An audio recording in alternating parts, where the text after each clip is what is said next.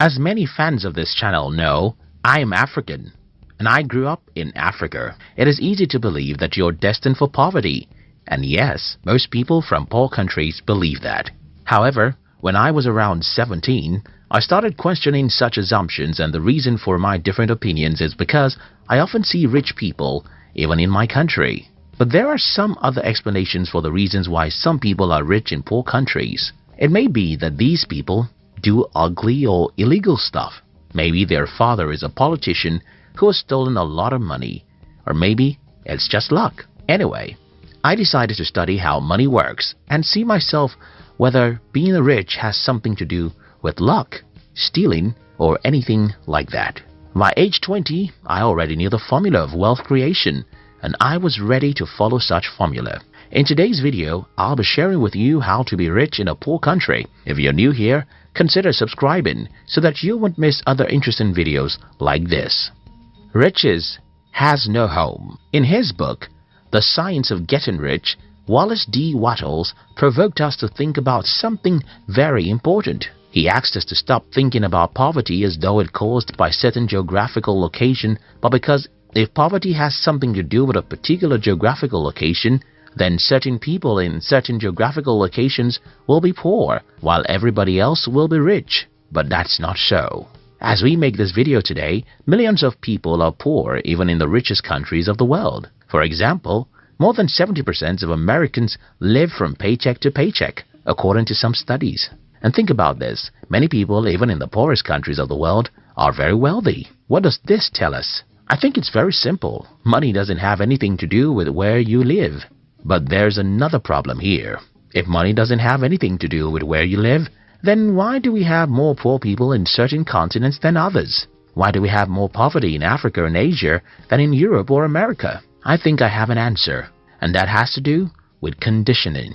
Like begets like. The story was told about a farmer who brought an eagle's egg from his farm. When the farmer got home, he added the 3 eagle eggs with his chicken's eggs, and his chicken hatched the eggs with hers. Many months after the little eagles have been hatched, they are there right with the chicks, eating everything the chicks were eating, walking around the way the chicks walk around and having the same aspirations like those of the chicks. These 3 eagles grew up and lived their entire life just like chickens. They never flew or dared to leave like an eagle.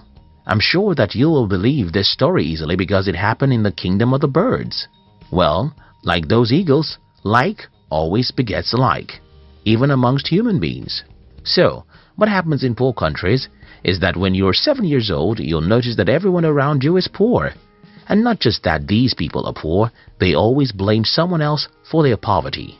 At age 7, you may not understand these people, but by the time you're 17, you're already successfully initiated into their evil world. What then happens is that as a young adult, whether you listen to your father, your mother, your uncles or teachers, everyone is blaming someone else for their state of being poor. It doesn't matter how strong you are, the natural thing to do is to become like these people. By the time an average human is 21 in a poor country, he has started thinking that the reason why he is poor is that the government or devil makes him poor. From this point, you can see how easy it is for these people to be poor and also make their children poor. It's pretty simple. Whenever you blame someone else for your life, what you're doing is folding your arms and saying, "It's not my fault. Let the man who causes man's poverty to come and make me rich. It's not my fault. Let the man who causes poverty to come make me rich." So the number one reason why most people are poor in poor countries is that everyone around them is poor when they are growing up. These people would not have become poor solely because everyone is poor. It's even worse because most poor people blame someone else for their poverty, and then they successfully teach their children to learn how to blame others for their lives. They have successfully destroyed such children's lives because they too will grow up not taking responsibility for their lives. The other problem about growing up in a community where everyone is poor is because you will never have any worthwhile mentor. Because everyone is poor, their advice will just lead you to where they are, and that's not where you want to be. For instance, I had to stop taking advice from everyone in my family when I was about age 19. The reason I stopped taking advice from these people is that all their advice is very bad, and they think their advice is the best. For example, my family members advise me to get a university degree because if I don't have a degree, I cannot be successful in life. They advise me that it is good to work for a bank, while I think it's better to build a bank. I mean, almost every advice my family members gave me about money, even till this day, is stupid. And what I did was to ignore them and instead choose successful people online and through books to be my models. Not everyone can do what I did. In fact, not everyone will ever have the insight into the fact that your poor uncles and parents had given the wrong advice about money. And that's a major reason why most people in poor countries are poor. The strong exploit the weak. When I claim in this video that one of the reasons why most people are poor in poor countries is because they have poor mentors, someone will ask me, okay, who made the first man poor before he became a mentor for others? This is a good question, and the answer is in the fact that the world is a jungle where the strong eat the weak. Most of the years of our existence as humans are filled with battles between nations. We should also remember colonization and exploitation from one country to another.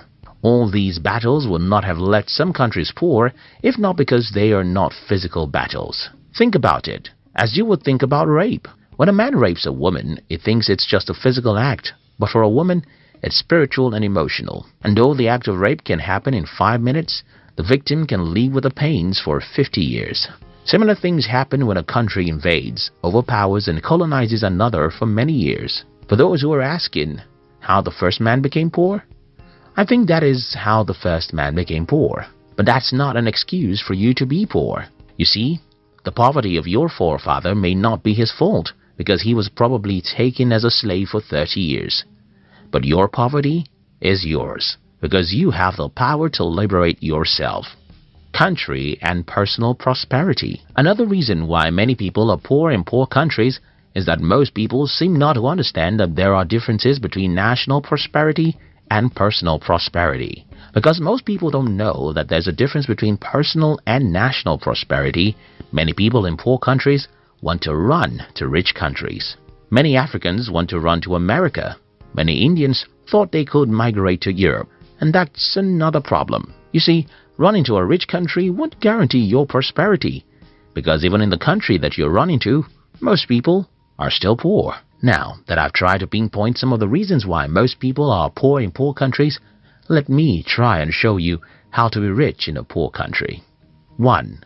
Disown every mentor you have. Well, I don't mean that you should legally get rid of everyone in your life. I simply mean that you should stop taking their advice or spending much time with them, except they are positive-minded. Growing up in Africa, the culture of my tribe requires that I listen to and follow the advice of everyone who is older than me. But at about the age of 19, I started revolting against the advice of my family members, especially their advice about money. When I was 21, it had become very obvious that I was a black sheep of the family.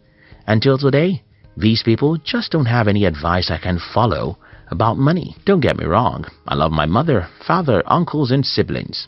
I love my African friends, but I don't take advice or spend time with you if you're negative.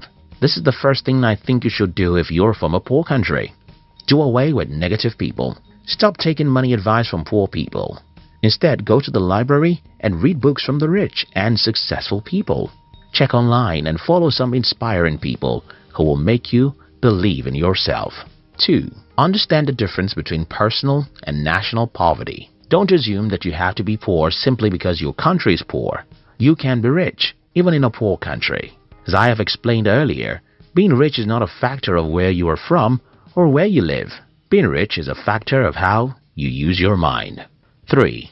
See the half-full cup. I suffered ill health for the first 17 years of my life, and I hated life for every minute of those sicknesses. However, a few years after I regained my health, I understood that such terrible health challenges was a blessing in disguise.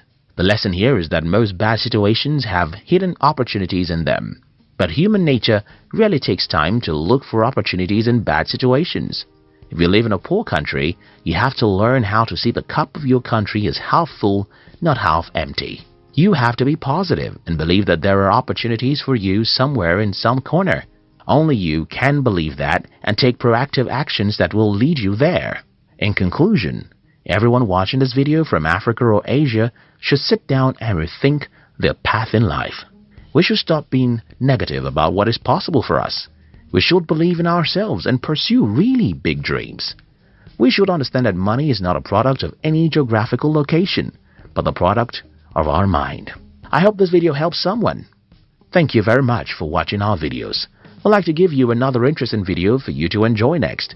But before then, our team will be very happy if you can like this video and share it with your friends on social media. If you're new here, don't forget to subscribe, so you won't miss other interesting videos like this. Look at your screen now to see 2 other videos we handpicked for you to enjoy next. We love you.